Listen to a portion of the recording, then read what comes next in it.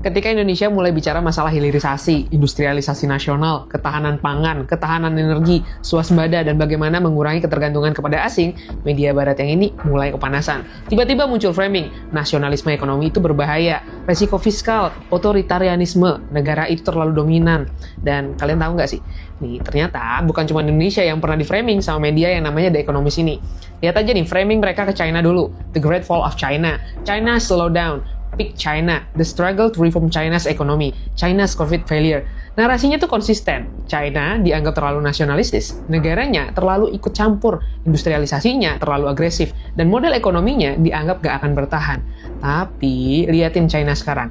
Setelah puluhan tahun di framing kayak gitu sama di media barat, China justru malah jadi salah satu raksasa ekonomi dunia. Mereka mendominasi manufaktur global, leading di EV, baterai, dan bahkan sektor teknologi yang lainnya.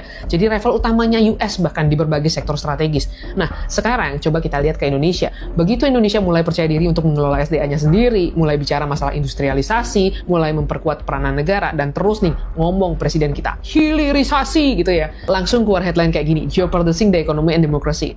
Framingnya, baunya kecium banget sinonimitasnya dengan apa yang China hadapi. Yang terbaca daripada framing penuh sinonimitas itu, nih, negara berkembang yang mulai nasionalistis itu patut dicurigai.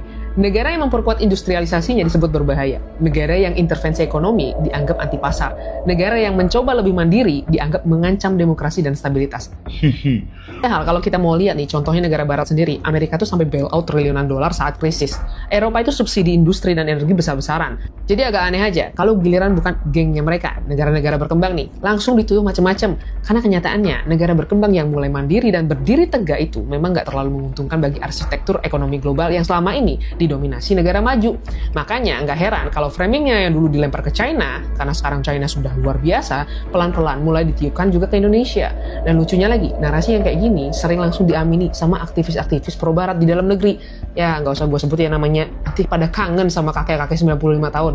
Tapi ingat, kritik itu tetap penting. Pemerintah tetap harus diawasi. Kalau salah ya harus benar-benar dikritik. Tapi jangan juga mengaburkan substansi kritiknya. Jangan juga membuat opini media internasional seolah fakta absolut yang nggak boleh dipertanyakan.